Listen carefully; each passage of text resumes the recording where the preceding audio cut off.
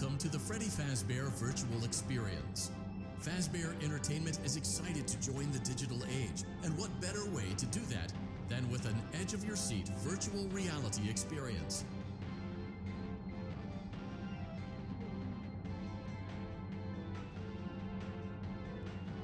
We know that Fazbear Entertainment has developed something of a bad reputation over the last few decades, and while it's true that some stories associated with our name were loosely based on actual events, the majority of them were total fabrications from the mind of a complete lunatic, lawsuits pending. But we aren't above laughing at ourselves. Ha ha ha. That's why we have recreated many of these completely fictitious scenarios, lies that you've been fed over the last several years, into a hilarious VR game, in the hopes that we can finally move past these childish ghost stories and develop a new relationship with you, as well as your kids. Don't forget the merch, perfect for birthdays. So sit back and enjoy a few scares. We do, however, ask that you agree to a simple waiver before you play. It's mostly just legal mumbo-jumbo and isn't at all based on user experiences thus far or injuries associated with testing. Just touch the button to agree, and then we can jump right into some harmless fun that can't harm you at all in any harmful way. Thank you for playing the Freddy Fazbear Virtual Experience. You acknowledge that Fazbear Entertainment is not responsible for accidental digital consciousness transference, real-world manifestations of digital characters, nightmares, night terrors, night sweats.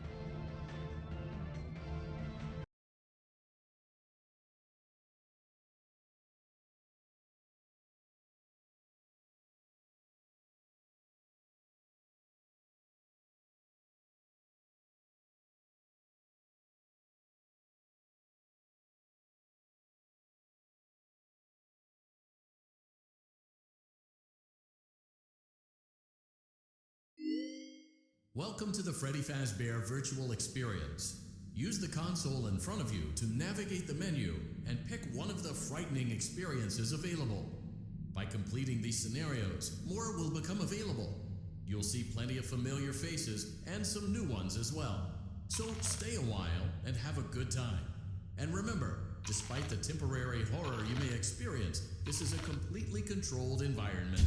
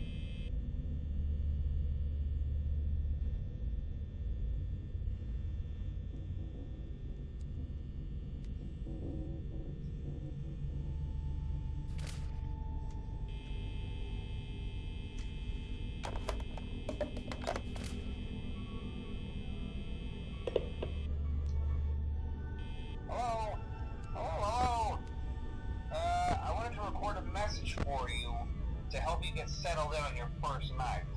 I actually worked in that office before you.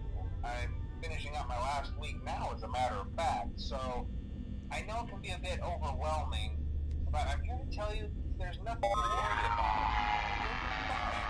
So let's just focus on getting you through your first week, okay? Let's see. First, there's an introductory greeting from the company that I'm supposed to read. It's kind of a legal thing, you know. Welcome to Freddy Fazbear's Pizza, a magical place for kids and grown-ups alike, where fantasy and fun come to life. Fazbear Entertainment is not responsible for damage to property or person. Upon discovering that damage or death has occurred, a missing person report will be filed within 90 days or as soon as property and premises have been thoroughly cleaned and bleached and the carpets have been replaced. Blah, blah, blah. Now, that might sound bad, I know, but there's really nothing to worry about. The animatronic characters here do get a bit quirky at night, but do I blame them? No. If I were forced to sing those same stupid songs for 20 years and I never got a bath, I'd probably be a bit irritable at night too. So remember, these characters hold a special place in the hearts of children and we need to show them a little respect, right? Okay. So just be aware, the characters do tend to wander a bit. They're left in some kind of free roaming mode at night. Something about their servos locking up if they get turned off for too long. They used to be allowed to walk around during the day too. But then there was the bite of 87. Yeah. It's amazing that the human body can live without the frontal lobe, you know?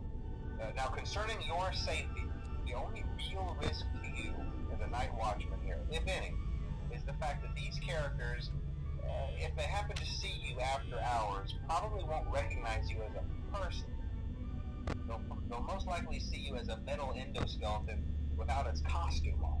Now, since that's against the rules here at Freddy Fazbear's Pizza, they'll probably try to forcefully stuff you inside a Freddy Fazbear suit. Now, that wouldn't be so bad if the suits themselves weren't filled with cross beams, wires, and animatronic devices, especially around the facial area. So you can imagine how having your head forcibly pressed inside one of those could cause a bit of discomfort and death. The only parts of you that would likely see the light of day again would be your eyeballs and teeth that pop out the front of the mask. Yeah, they don't tell you these things when you sign up. But hey, first day should be a breeze. I'll chat with you tomorrow. Check those cameras and remember to close the doors only if absolutely necessary. Gotta conserve power. Alright, good night.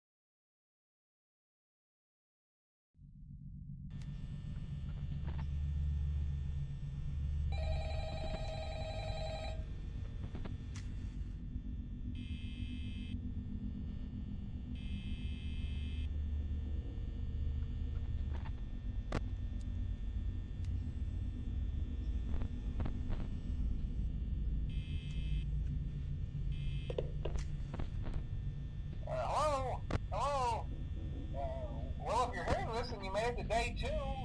Congrats. I won't talk quite as long this time since Freddy and his friends tend to become more active as the week progresses.